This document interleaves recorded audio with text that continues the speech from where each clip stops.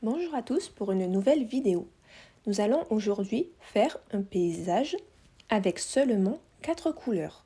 Je vous montre les 4 couleurs. J'utilise un beige clair rosé, un orange, un rouge et un vert beaucoup plus foncé, un peu kaki. Ces 4 couleurs vont suffire à créer un paysage. Pour cela, j'utiliserai la couleur de la feuille qui est ocre pour compléter les couleurs. Je commence par tracer la ligne d'horizon avec le orange et je remonte par petits gestes pour créer le fond du ciel.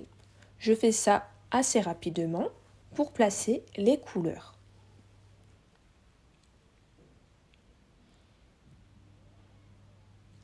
Je mets le orange dans le ciel, pas besoin que l'orange soit présent de partout puisque la couleur de la feuille peut transparaître, doit transparaître pour apporter de la couleur supplémentaire. Je continue à mettre du clair, le beige clair, sur le fond de la ligne d'horizon pour donner de la profondeur, éclaircir la ligne d'horizon et je commence à frotter avec mon doigt pour estomper et donner quelque chose de plus régulier et plus subtil.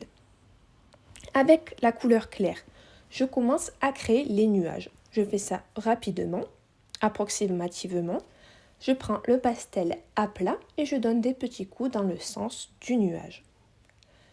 Maintenant, je vais utiliser le rouge pour définir les nuages, les préciser. Il suffit de mettre la couleur foncée, ici le rouge, en haut du nuage uniquement.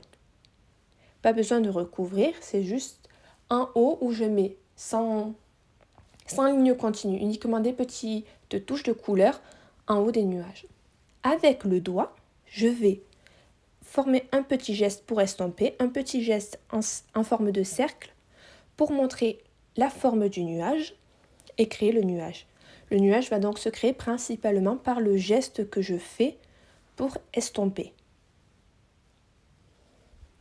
Donc je frotte doucement en faisant des petits ronds dans la forme du nuage. Et avec la couleur claire, le beige, je finis par donner quelques petits coups pour éclaircir, puisqu'en estompant on perd toujours un peu de la couleur, pour redonner un peu cette couleur claire en bas du nuage principalement. Et je crée en même temps quelques petites touches dans le ciel pour préciser cela. À ce stade, j'appuie plus avec mon pastel pour que ce soit beaucoup plus visible. Là, je commence à appuyer un peu plus fort. Maintenant, on va passer au champ en bas du pastel. Je prends la couleur foncée, le vert, et je vais donner un geste pour suggérer les arbres au loin. Donc sur le côté droit, je fais un petit geste vertical. Je ne recouvre partout, c'est juste des touches de couleur. Je ne veux pas cacher la couleur de la feuille qu'il y a en dessous. Et je continue du côté gauche, parfois à l'horizontale, pour créer l'herbe.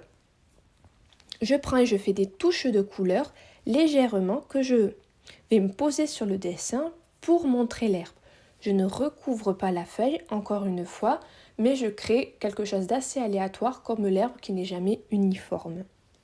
Je commence à créer le chemin rapidement, vous pouvez le voir apparaître, et je continue autour du chemin à donner mes touches de couleur.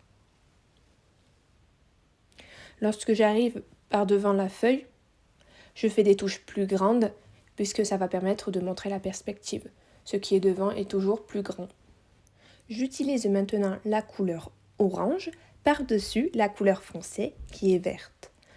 En mettant une couleur orange par-dessus la couleur verte, je vais créer une nouvelle couleur. En effet, au pastel, si vous superposez les coloris, vous pouvez ainsi créer d'autres coloris nouveaux que vous n'avez pas spécialement dans votre palette, mais en additionnant deux couleurs, en les estompant ensemble ou en les superposant, vous pouvez créer une infinité de nouvelles couleurs. Ainsi, un dessin peut être fait avec un nombre limité de couleurs, puisqu'en les additionnant, vous avez tout plein de coloris qui se forment et se créent.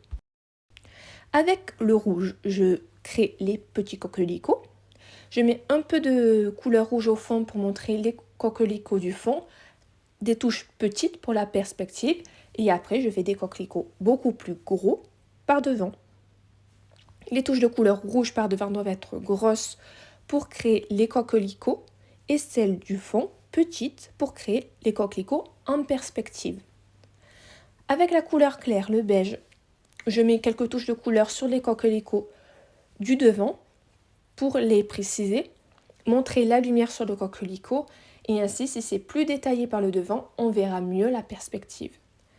Avec le vert foncé, je commence à créer les tiges des coquelicots, des brins d'herbe pour préciser le dessin, montrer la matière du champ qui est l'herbe. Donc je crée ça aléatoirement. Je rajoute un peu de couleur claire par derrière pour donner de la lumière, de la couleur au dessin. Avec la couleur foncée, je crée la petite barrière.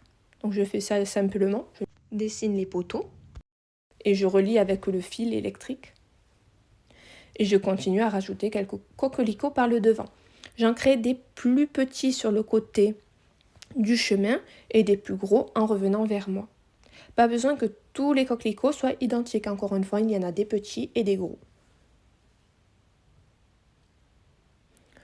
Je continue de préciser un peu par derrière. Je remets mes touches de lumière dans les coquelicots, les nouveaux que j'ai créés ou lorsque je trouve que cela est utile pour que cela soit plus joli visuellement.